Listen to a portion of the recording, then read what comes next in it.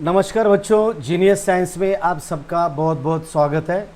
जो अभी वीडियो देखने वाले स्टूडेंट, पेरेंट, टीचर सब लोगों का जीनियस साइंस की तरफ से आप सब लोगों का बहुत बहुत स्वागत है। आज के इस वीडियो में अभी हम पढ़ने वाले हैं रेडिएशन चैप्टर का, जो यानी कि kinetic theory of gases and radiation का जो सेकंड पार्ट रेडिएशन। यानी कि अभी तक हमने इसके पहले जो वीडियोस मैंने लिए हैं उस वीडियो में मैंने आपको बताया है कि काइनेटिक थ्योरी ऑफ गैसेस से बहुत सारे कंसेप्ट वगैरह किस तरह से थे, ये सब कुछ हमने बहुत अच्छी तरह से पढ़ा है। लेकिन हम पढ़ने वाले हैं ये चैप्टर का सेकंड पार्ट, यानी कि kinetic theory of gases and radiation. Actually ये दो सेपरेटली चैप्टर है, लेकिन इन दो चैप्टर को एक जगह कलेक्ट किया है। तो हमने काइनेटिक थ्योरी ऑफ गैसेस का जो पार्ट इंपॉर्टेंट पार्ट था वो हमने पढ़ लिया है। अभी हम पढ़ने वाले हैं रेडिएशन के बारे में।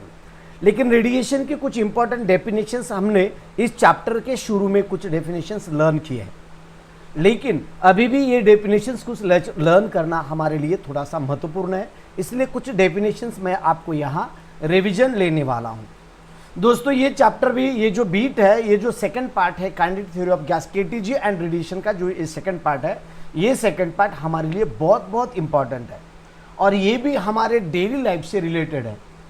यानी कि इसमें जो कुछ भी डेफिनेशंस हम लर्न करने वाले हैं, ये डेफिनेशन हमारे डेली लाइफ के जो बिहेवियर से, जब हम इधर उधर घूमते हैं, जब हम धूप में जाते हैं, धूप में जाने के बाद जब हम घर पे आते हैं, घर में आने के बाद हमें कुछ पसीना आता है, वो पसीना क्यों आता है उसका भी कुछ रीज़न है। लेकिन बाहर जाने के बाद घर में जब आते तो घर का टेम्परेचर और हमारे बॉडी का टेम्परेचर अलग रहता है। सुबह घर का टेम्परेचर अलग रहता है, दोपहर को घर का टेम्परेचर अलग रहता है, शाम को घर का टेम्परेचर अलग रहता है, रूम का टेम्परेचर अलग रहता है, बॉडी का टेम्परेचर अलग रहता है, एटमॉस्फेयर का टेम्परेचर अलग रहता है। ये क्यों इस तरह से रहता है? ये क्यों इस तरह से बन जाता है? ये चेंजेस क्यों होते हैं? अगर हमने कोई गाड़ी का टायर, गाड़ी में अगर हवा टायर में भर दिए सुबह सुबह, और वो गाड़ी अगर हमने थोड़ी सी धूप में लगा दी तो वो टायर भ्रष्ट हो जाता है। वो टायर क्यों भ्रष्ट होता है, इसका एग्जांपल, इसका एक्सप्लेनेशन मैंने शुरू में दिया, इस चैप्टर के शुरू में। लेकिन यहाँ ये जो टेम्परेचर होता है एक जगह से दूसरी जगह कैसे ट्रैवल करता है, किस तरह से ट्रैवल करता है? अगर कहीं हमने समझो, अगर बहुत बार ऐसा रहता है विंटर सीजन में, यानी कि ठंड काल में, ठंडी के काल में, हम कहीं एक फायर वगैरह, जाल वगैरह लगा के उसके बाजू में हम बैठ जाते हैं, यानी कि फायर के बाजू में बैठते हैं, आग लगा के आग के बाजू में बैठते हैं। लेकिन ये आग क्यों लगाते हैं? ये जो आग में जो कुछ भी हीट रहता है वो हीट हम तक कैसे पहुंचती है? समझो ये हीट हमारे नज़दीक है बोल के हमारे तक आती होंगी, लेकिन सूरज हमसे तकरीबन 15 करोड़ किलोमीटर दूर है। अगर सूरज इतना दूर है फिर भी वहाँ से हम तक ये हीट कैसे पहुँच आती है ना? बहुत सारी ऐसी कुछ चीज़ें हैं कि वो चीज़ें जानने में हमें बहुत मज़ा आता है, बहुत इंटरेस्ट आ जाता है ये जानने में। इसलिए हम क्या करेंगे कि रेडिएशन का जो आगे का पार्ट है, इसमें ये पूरी चीज़ें मैं आपको बताने वाला हूँ। और जो भी कुछ मैं बीट आपको पढ़ाऊँगा, जो भी कुछ बीट आपको मैं ले लूँगा, उस वक्त आपको उसका जो यानी कि बैकबोन जो है हमारे लाइफ से ये कितना रिलेटेड है, ये मैं आपको हर एक पॉइंट के साथ में आपको पढ़ाऊँगा। अगर हम ये बीट अगर हमारे डेली लाइफ से लगा के पढ़ते हैं, कंपेयर करके पढ़ते हैं, तो ये बहुत जल्दी हम समझ सकते हैं, समझ जाते हैं जल्दी। ओके, तो चलो हम शुरू करते हैं रेडिएशन के बारे में। चलो रेडिएशन की डेफिनेशन मैं आपको बता देता हूं। उससे पहले कुछ डेफिनेशन, छोटी सी डेफिनेशन जो कि मैंने बोला था, ये हमें थोड़ा सा रिवाइज करना होगा। तो क्या है रिवीजन इन डेफिनेशन का? तो देखो अभी जो मैं आपको यहां बता रहा हूं, देखो इस तरह से modes of heat transfer, different modes of heat transfer. Just कुछ डेफिनेशन है, कुछ मिनटों में हम इसे कंप्लीट करते हैं। तो क्या है, what are the modes of heat transfer? Heat transfer करने के कौन से मोड्स है, और वो मोड्स किस तरह से उसका अब यूज किया जाता है, किस तरह से यूज किया जाता है, और किस तरह से एक जगह दूसरी जगह हीट ट्रांसफर होती है। अगर ये जो डेफिनेशंस है, अगर आपको ये डेफिनेशन अच्छी तरह से समझ में नहीं आई तो आप क्या करें, बहुत डिटेल एक्सप्लेनेशन मैंने दिया है इसके पहले, different modes of heat transfer, इसी तरह से वो बीट है, लेकिन ये मैं बहुत कम समय में बताने वाला हूँ, वहाँ डिटेल है। तकरीबन एक 35 मिनट का वो वीडियोज़ है, वो वीडियोज़ आप देख सकते हैं। चलो आगे क्या है, heat is one form of energy. Heat क्या है, एक फॉर्म ऑफ एनर्जी है, और ये एनर्जी है, और ये एनर्जी एक जगह से दूसरी जगह ट्रैवल करती है, and it can transfer from one point to another point. और ये क्या करती है, एक पॉइंट से दूसरे पॉइंट को ट्रैवल करती है, ट्रांसफर करती है, बराबर है ना। यानी कि अगर हम समझो हमें कभी हमारा टेम्परेचर बॉडी का बढ़ गया है ना, तो हमारे कपड़े भी गर्म हो जाते हैं।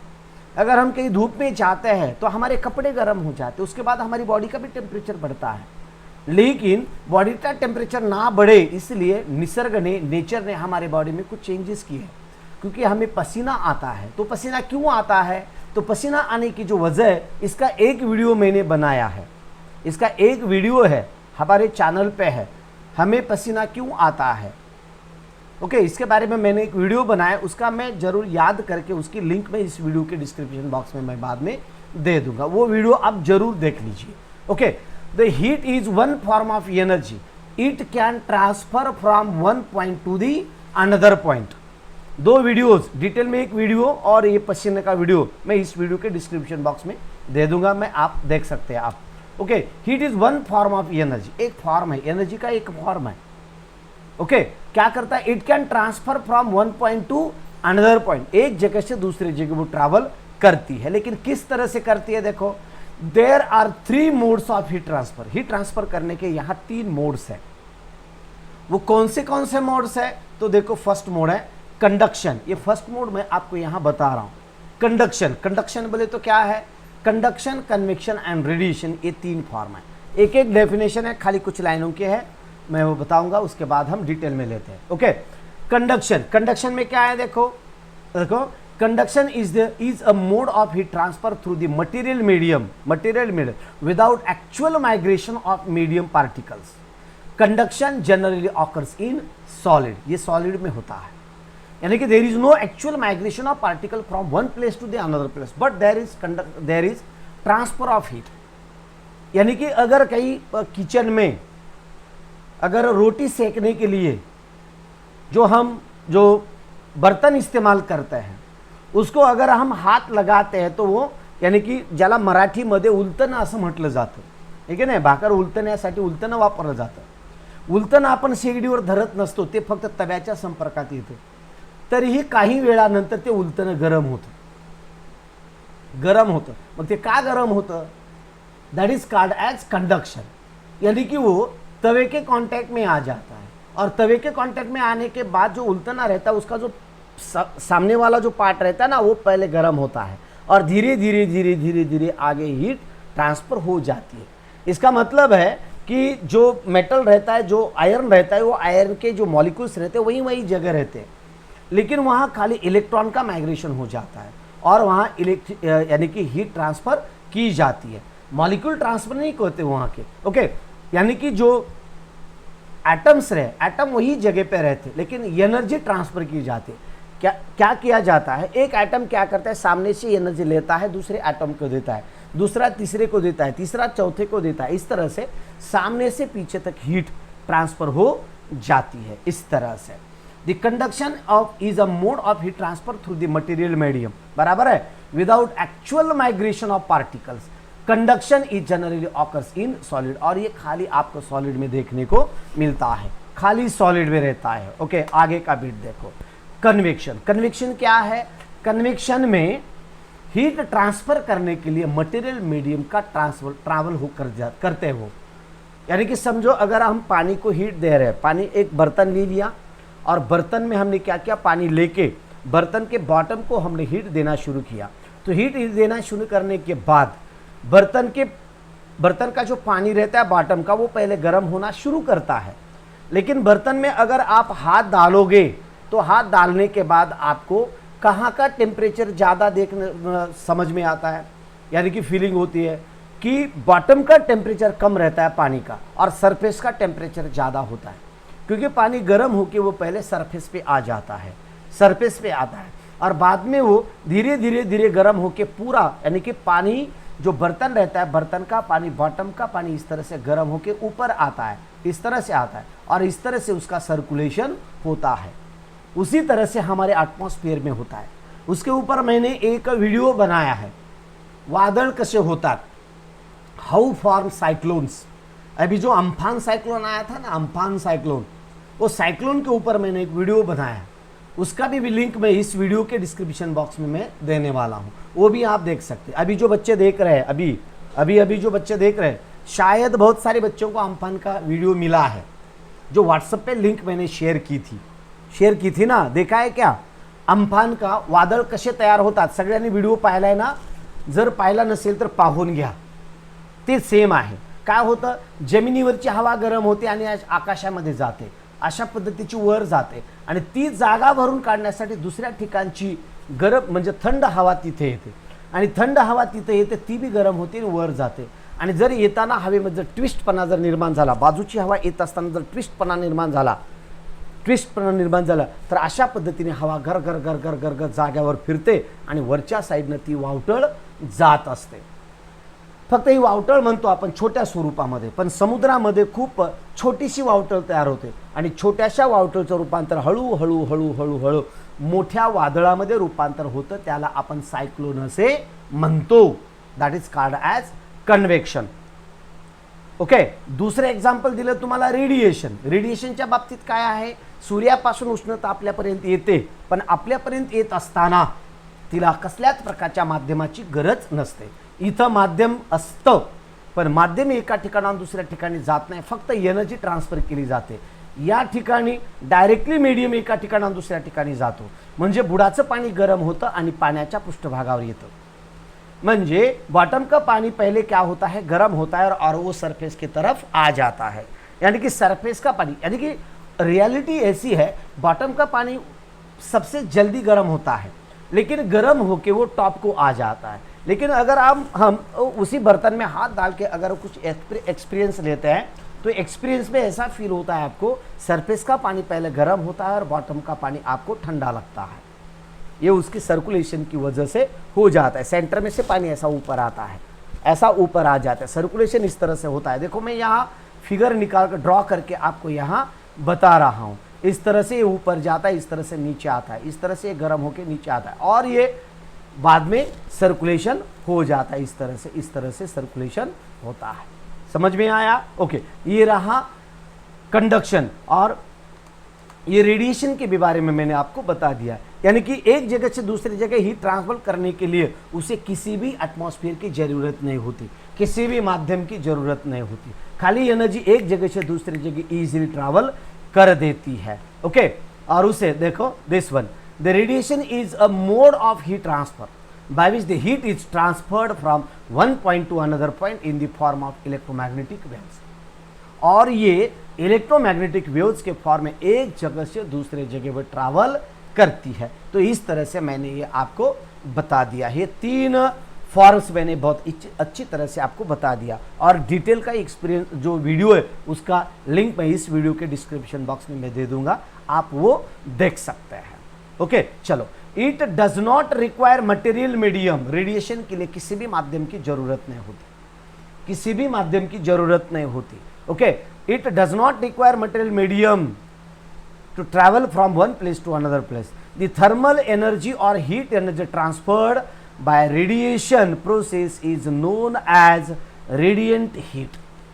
देखो ये बहुत इंपॉर्टेंट पॉइंट है, ये आगे बहुत इंपॉर्टेंट है, रेडिएंट हीट का सब्जेक्ट। रेडिएंट हीट जो डेफिनेशन है ये बहुत इंपॉर्टेंट है। It does not require material medium, इसे मटेरियल मीडियम की जरूरत नहीं होती, किससे भी माध्यम की जरूरत नहीं होती। थर्मल एनर्जी जिसे हम हीट एनर्जी कहते हैं, ट्रांसफर्ड एक जगह से दूसरे जगह जाते हैं बाय रेडिएशन प्रोसेस।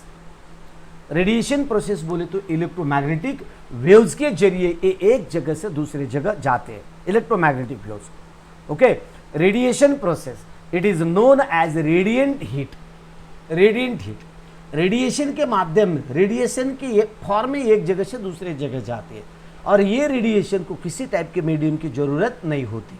तो सूरज से हम तक जो हीट एनर्जी आती है तो किस फॉर्म में आती है, आप यहाँ कमेंट करके मुझे आप बता सकते हैं किस फॉर्म में आ सकती है।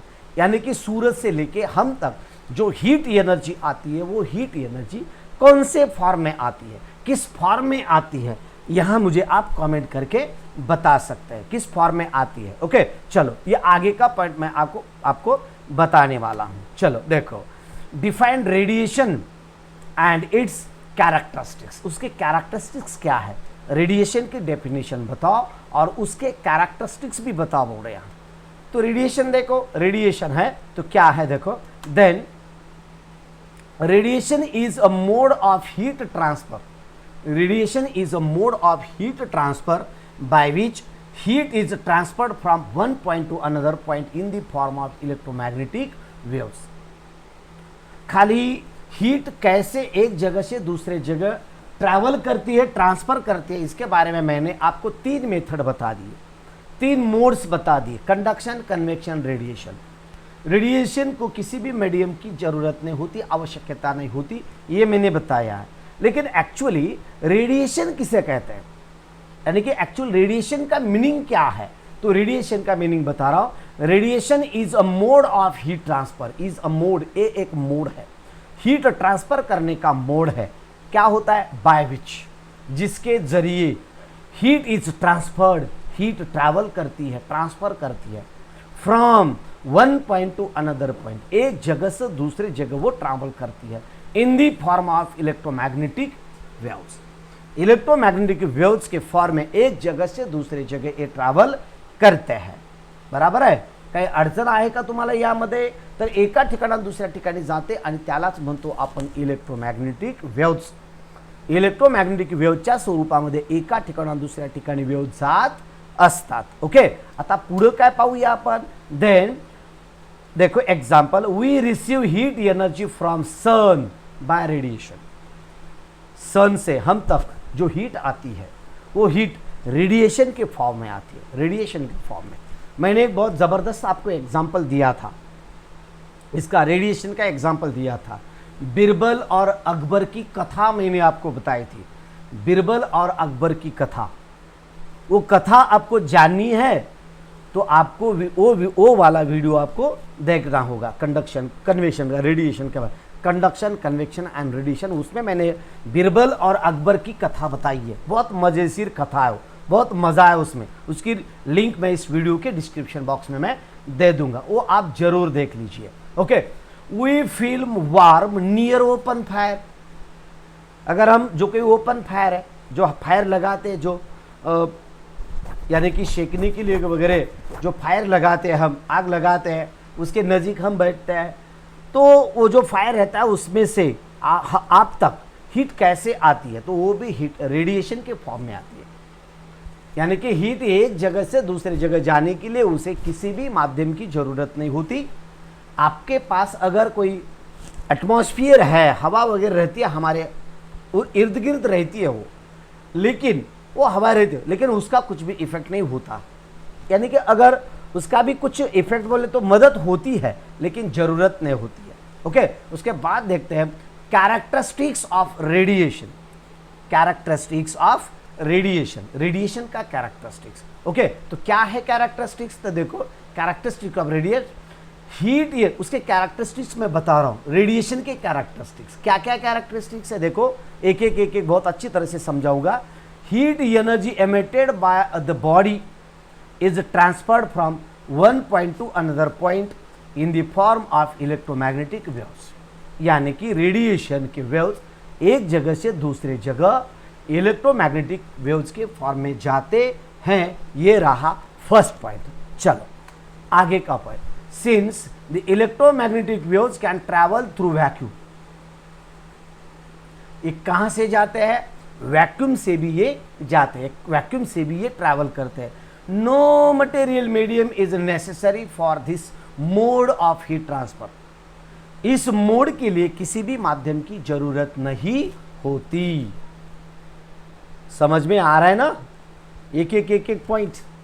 ओके, इमेजिन करो आप किसी ओपन फायर के बाजू में बैठे हैं, अगर थोड़ा सा फायर बढ़ता है तो हम पीछे सरकते हैं, थोड़ा सा कम होता है तो सामने सरकते हैं, अगर और छोटा है तो उसमें से हाथ हम इस तरह से घुमाते हैं, इस तरह से हाथ पास करते हैं ना। लेकिन बड़ा सा फायर है तो उसमें से अगर आप हाथ कर सकते तो करके देखो, क्या होता है समझ में जाएगा। ओके, बॉईल बनेगा, बॉईल बॉईल बॉईल मैंने मालूम है ना आपको, बॉयलर मुर्गा वगैरह कैसा उसे सेकते हैं, उसी तरह से हाथ सेक जाएगा। Okay, the radiated energy follows all laws of electromagnetic waves, all laws, सब लॉज वो फॉलो करते हैं। तो कैसे कैसे मैक्स फॉर्म वगैरह, मैक्स डिस्ट्रीब्यूशन वगैरह फॉर्म है, वो मैं आगे आपको बता दूंगा। Okay, follows all laws of electromagnetic waves, electromagnetic waves के ऑल लॉज वो फॉलो करते हैं। इलेक्ट्रोमैग्नेटिक बोले तो क्या है, ये मैंने बहुत अच्छी तरह से 11th का एटॉमिक स्ट्रक्चर चैप्टर है, 11th का एटॉमिक स्ट्रक्चर, वहां मैंने इलेक्ट्रोमैग्नेटिक वेव्स क्या है, किसे इलेक्ट्रोमैग्नेटिक वेव्स कहा जाता है, वो मैंने वहां बहुत अच्छी तरह से समझा। वो भी वीडियोस इस वीडियो के डिस्क्रिप्शन बॉक्स में मैं दे दूंगा, वो भी आप देख लीजिए बाद में। Okay, and hence this is the quick possible mode of heat transfer. और ये क्या है, क्विक मोड है। क्विक बोले तो फास्ट है, इंस्टेंट है, बहुत जल्दी है। सूरज के पास से, सूरज से जो हीट निकलती है ना, वो हीट खाली 8 मिनटों में हम तक पहुंच जाती है। खाली कितने मिनटों में, 8 मिनटों में पहुंच जाती है। तरी आपण बऱ्याच वेळेस म्हणतो आपण सूर्याचे ताजे ताजे किरण, पण ताजे असतात का ते, नाहीये, ते 8 मिनिटाखाली निघालेले असतात। आणि आपल्यापर्यंतचं अंतर 15 कोटी किलोमीटर अंतर आपल्यापर्यंत डिस्टेंस त्यांना कवर करून यावं लागतं। 15 करोड़ किलोमीटर का जो डिस्टेंस का जो ये फासला रहता है ना, ये फासला खाली 8 मिनटों में कंप्लीट किया जाता है। आप इमेजिन करो, आप 1 मिनट में आप कितना डिस्टेंस कवर करते हैं। लेकिन ये जो हीट है ना, हीट सूरज आप तक खाली 8 मिनटों में भेजता है, 8 मिनटों में, ओनली 8 मिनटों में। इलेक्ट्रोमैग्नेटिक वेव्स के बारे में बहुत अच्छी तरह से वीडियो है, वो मैं लिंक इस वीडियो में डिस्क्रिप्शन बॉक्स में दे दूंगा, वो आप देख लीजिए। The quick possible mode of heat transfer, during transfer the radiated waves can be reflected and refracted. देखो ये क्या है, ड्यूरिंग ट्रांसफर होते वक्त रेडिएटेड वेव्स, यानी कि जो ट्रांसफर हुए वाले आप तक जो कुछ भी रेडिएशन आते हैं, उनमें से आप क्या करते हैं, वेव्स कैन बी रिफ्लेक्टेड, यानी कि आपके शरीर के ऊपर पड़ते हैं, रिफ्लेक्ट होके निकल जाते हैं। किसी भी चीज के ऊपर वो रेडिएशन पड़ते हैं और रिफ्लेक्ट होके वो चले जाते हैं दूसरी तरफ। ओके, रिफ्लेक्टेड, और उसमें से कुछ रिफ्रैक्टेड हो जाता है, रिफ्रैक्टेड हो जाता है। रिफ्रैक्ट होना बोले तो उस बॉडी को चीर कर, उसको पार करके वो आगे चले जाते हैं। कुछ रिफ्लेक्ट होके वापस जाते, इस तरह से रिफ्लेक्ट होके इस तरह से आए, रिफ्लेक्ट होके वापस चले गए। कुछ रिफ्रैक्टेड यानी कि उस बॉडी को चीर कर पास करके वो सामने चले जाते हैं। और कुछ amount of heat energy there में भी एब्सॉर्प्शन, यानी कि उस बॉडी की ओर से जो कुछ भी रेडिएंट एनर्जी इंसिडेंट की जाती है, उनमें से कुछ पार्ट ऑफ एनर्जी एब्सॉर्ब की जाती है, एब्सॉर्ब की जाती है। समझ में आ रहा है ना, एब्सॉर्प्शन हो जाता है वहां। During transfer of radiated waves can be reflected and refracted and then absorption है। देखो, when the radiant energy is incident on matter, अगर किसी मैटर के ऊपर रेडिएंट एनर्जी हम इंसिडेंट कर रहे हैं, क्या होता है, इट इज पार्टली एब्सॉर्ब्ड, कुछ अमाउंट ऑफ हीट हम एब्सॉर्ब करते हैं, बॉडी एब्सॉर्ब करते हैं। जैसे कि मैं आपको पढ़ा रहा हूं, है ना, मैं आपको पढ़ा रहा हूं, लेकिन मैं जितना पढ़ा रहा हूं वो उतना का उतना आपके सर में घुस रहा है क्या, घुस रहा है क्या? बहुत बार आपके सर में घुसेगा और बहुत बार घुस भी नहीं जाता, घुसता भी नहीं है। ओके, बहुत बार घुसता है और बहुत बार घुसता भी नहीं है। ये क्यों नहीं घुसता? तो ये उसका कुछ रिफ्रैक्शन भी हो जाता है, रिफ्रैक्टेड हो जाता है, यानी कि आपके कानों को पार करके आगे निकल जाता है, कुछ रिफ्लेक्ट होके वापस चला जाता है। ये जो पढ़ा रहा हूं ना मैं, ये रेडिएशन जैसा है। कुछ अमाउंट ऑफ लर्निंग हो जाती है, कुछ अमाउंट ऑफ एनर्जी आपके दिमाग में घुस जाती है, कुछ अमाउंट ऑफ एनर्जी आपको पास करके चले जाती है, और कुछ अमाउंट ऑफ एनर्जी इस तरह से, जैसे हीट के बारे में होता है उसी तरह से ही है, उसी तरह से। ओके, जैसे मैंने आपको बताया था शुरू में, मैं जो पढ़ा रहा हूं ये बहती हुई गंगा है। ये क्या है? बहती हुई गंगा है। और इस गंगा में बहुत सारे बच्चे आते हैं, कोई खाली झांक के देखता है। यूट्यूब जो आप पे स्क्रॉल करते हो उस वक्त वो देखता है कुछ तो चल रहा है, चलो कुछ तो देखते हैं, झांक के देखता है और कुछ तो कमेंट करके चला जाता है। दूसरा कोई आता है, ये जो गंगा है ये गंगा में बैठ के हाथ पांव धोता है और चला जाता है। दूसरा आता है जो मुंह में पानी लेता है, मुंह को धोता है और वही पानी वही नदी में डाल देता है और चला जाता है। और बहुत सारे ऐसे बच्चे रहते कि जैसे आप जैसे हैं, जो कि कमेंट वगैरह कुछ नहीं करते, साइलेंटली वो सुनते रहते हैं, पढ़ते रहते हैं, लिखते रहते हैं। जैसे आप जैसे बच्चे जो अभी जो देख रहे हैं, जो बच्चे पढ़ रहे हैं, उनके बारे में मैं बता देता हूँ। वो पढ़ रहे होते हैं, यानी कि वो ज्ञान जो है लेते हैं। आपकी अपनी जो खुद की जो तृष्णा रहती है वो तृष्णा बुझा लेते हैं, अपनी प्यास बुझा लेते हैं, एजुकेशन की प्यास बुझा लेते हैं। इसी तरह से ये रेडिएशन के बारे में होता है। किस तरह से कुछ रेडिएशन इंसिडेंट होता है, रिफ्लेक्ट होकर चला जाता है आकाश में चला जाता है।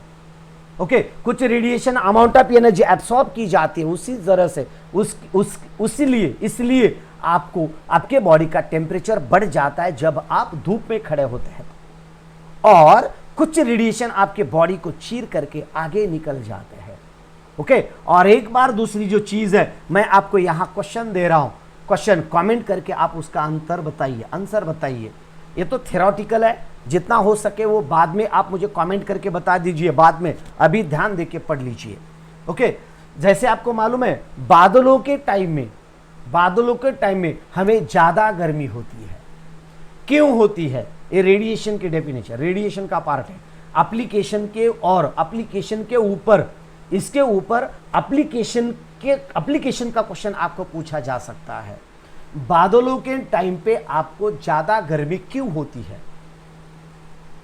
Why in cloudy time we can get the warmer?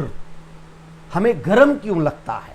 Okay, इसका आंसर आप बाद में आप कमेंट करके बता सकते हैं। Okay, then the wavelength of radiation ranges from 10 to the power of -6 to the 10 to the power of -3 metre है उसकी वेवलेंथ की रेंज कितनी है? इस तरह से क्रेस्ट और ट्रफ है, ये वेव है और ये वेव की लेंथ है। This is the lambda. Lambda कहाँ है मैंने, नहीं तो आप इसका दूसरा मीनिंग निकालोगे। ओके, इसके पहले में वीडियो मैंने बताया था, this is the lambda. Okay, this is the lambda, this is not sambda. Okay, then lambda वो कितना होता है? 10 to the power of -6 metre to 10 to the power of -3 metre इतना रहता है। ओके, और then the thermal energy of body is due to vibrations of atom. Thermal energy of body is due to vibrations of atom. Thermal energy atom के vibration के जरिए निर्माण होती है। But when this energy is transferred from the body to the surrounding, यानी कि आप अगर धूप में से रूम में आ रहे हैं तो रूम का टेम्परेचर कम होता है और आपके बॉडी के कपड़ों का टेम्परेचर ज़्यादा होता है, और आपकी बॉडी उस वक्त क्या करती है तो सराउंडिंग को टेम्परेचर वो रिलीज करती है।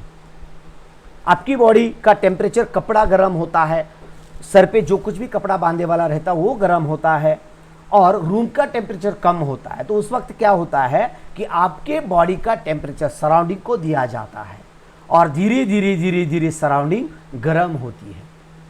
लेकिन आपके बॉडी का उतना भी टेम्परेचर नहीं होता कि जितनी रूम गर्म हो जाए, लेकिन फर्क तो पड़ता है। जीरो टेम्परेचर रेंज हुआ ऐसा नहीं कह सकते हम, कुछ ना कुछ परसेंटेज टेम्परेचर रूम का बढ़ता ही है, क्योंकि जीरो कंसेप्ट दुनिया में होता ही नहीं है, कभी भी नहीं होता है।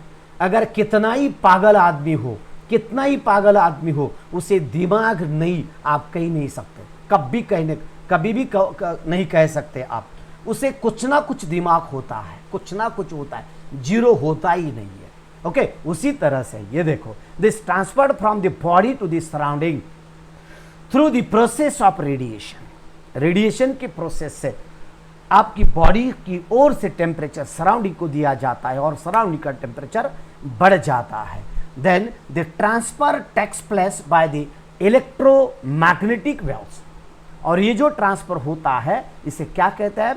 इलेक्ट्रोमैग्नेटिक वेव्स कहते हैं। ये इलेक्ट्रोमैग्नेटिक वेव्स क्या चीज है? कौन सी सब्जी है, या ये रोटी का प्रकार है, या दूध का प्रकार है, या पानी का प्रकार है, किस तरह से, इसका वीडियो आप देख लीजिए, मैंने अपलोड किया है। अगर आपको देखना चाहते हैं तो मैं चैप्टर बता देता हूं, atomic structure. Atomic structure 11th का एटॉमिक स्ट्रक्चर में ये शायद एक चौथा पांचवा वीडियो रहेगा। प्लेलिस्ट में जाइए, 11th का एटॉमिक स्ट्रक्चर के प्लेलिस्ट में जाओ, वहां आपको इलेक्ट्रोमैग्नेटिक वेव्स के बारे में आपको देखने को मिलेगा। लिंक इस वीडियो के डिस्क्रिप्शन बॉक्स में रहेगी। Okay, then the transfer takes place by the electromagnetic waves of infrared frequency. Electromagnetic spectrum जो मैंने आपको बताया है ना, इलेक्ट्रोमैग्नेटिक स्पेक्ट्रम, वो स्पेक्ट्रम में सेंटर में है विजिबल रीजन, और उसके बाद है इंफ्रारेड रीजन।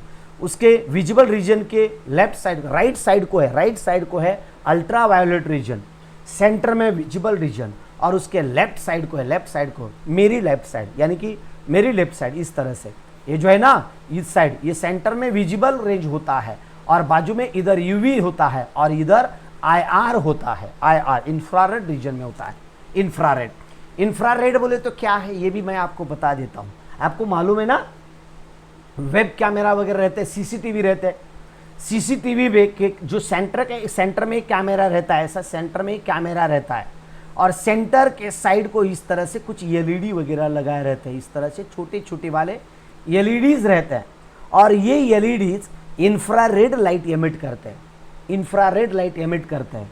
और रात को भी ऐसे कुछ नाइट मोड के कैमरे रहते हैं, नाइट मोड के कैमरे वो रात में अंधेरे में भी लगाते हैं, तो अंधेरे में भी वो चीजें आपको दिखा देते हैं। वो कैसे दिखा देता है? तो इंफ्रारेड रेडिएशन वो चीज के ऊपर पड़ता है, और जो आपका कैमरा रहता है ना, वो कैमरा जो उसके बीच जो सेंटर में कैमरा रहता है, वो कैमरा इंफ्रारेड रेडिएशन को रीड करता है, और जिस चीजों से वो रिफ्लेक्ट होके आता है उस चीज की इमेज वो तैयार कर देता है। तो इस तरह से सीसीटीवी का रहता है। ये इलेक्ट्रोमैग्नेटिक रेडिएशंस के बारे में मैंने आपको बता दिया, और ये भी इंफ्रारेड रीजन, इंफ्रारेड फ्रीक्वेंसीज मैंने आपको बताया है। तो इस तरह से बच्चों मैंने आपको रेडिएशन किसे कहते हैं, किस तरह से कंडक्शन, कन्वेक्शन, देखो कंडक्शन, कन्वेक्शन, रेडिएशन भी मैंने आपको बता दिया, और उसके बाद रेडिएशन के डेफिनेशन बता दी, और उसके बाद मैंने रेडिएशन के कैरेक्टरिस्टिक बहुत अच्छी तरह से आपको बताया। अगर इसमें कुछ डाउट है, कुछ डिफिकल्टीज है, तो आप कमेंट करके भी मुझे बता सकते हैं। अभी तक वीडियो को लाइक नहीं किया है तो लाइक करिए, जरूर लाइक करिए, क्योंकि इस बंदे को, इस टीचर को खाली कुछ पैसे की जरूरत नहीं है। अगर आप गुरु दक्षिणा देना चाहते हैं तो खाली एक लाइक और 20-25 बच्चों को शेयर करो, नहीं तो एक कम से कम 3-4 ग्रुप में इसे शेयर करो, फेसबुक पे शेयर करो, इंस्टाग्राम पे शेयर करो, हर सोशल मीडिया पे इसे शेयर करो। और इस वीडियो के डिस्क्रिप्शन बॉक्स में मैंने फेसबुक की लिंक दी है, इंस्टाग्राम की लिंक दी है, और टेलीग्राम चैनल की लिंक दी है, और उसके बाद फेसबुक है, इंस्टाग्राम है, टेलीग्राम है, सबके लिंक दे दिए। वहाँ जाके आप उसको भी फॉलो कर सकते हैं और उसके ऊपर भी इसे शेयर कर सकते हैं। तो दोस्तों आज के लिए बस हम इतना ही ठहरते हैं। कल देखते हैं हम कोएफिशिएंट देखते हैं, कोएफिशिएंट ऑफ एब्सॉर्प्शन वगैरह, ये जो चीज़ें हैं ना, ये चीज़ें हम देखने वाले। खाली आप पढ़ के आइए एक बार। Coefficient of absorption A, coefficient of reflection R, coefficient of transmission T, ये आप खाली पढ़ के बैठ जाइए। आइए बोले तो मैं पहले ट्यूशन में, क्लासेस में बोलता था बच्चों को, मैंने आपको नोट्स दी है, ये नोट्स कल आप पढ़ के आइए, ऐसा मैं उनको बोलता था, और बच्चे वो पढ़ के आते थे। अभी अब क्या करो, पढ़ के वीडियो देखने के लिए बैठो, पढ़कर अब क्या करो, वो कोएफिशिएंट वगैरह बीट है ना, एक बार पढ़ो और कल वीडियो देखने के लिए बैठ जाइए, बहुत अच्छी तरह से समझ में आएगा। जिंदगी में कभी भी नहीं बोलोगे। इस तरह से ये जो बाकी का जो बेट है ना, इतना ज़बरदस्त पढ़ाऊंगा कि आपको नोटबुक, नोट्स या बुक आपको ओपन करने की थोड़ा भी ज़रूरत नहीं पड़ेगी। ओके दोस्तों, कि आज के लिए बस इतना ही। ठहरते हैं, जल्दी मिलते हैं नेक्स्ट वीडियो में। तब तक जय हिंद, जय भारत दोस्तों। Bye bye, take care, stay at home and be सुरक्षित। ओके।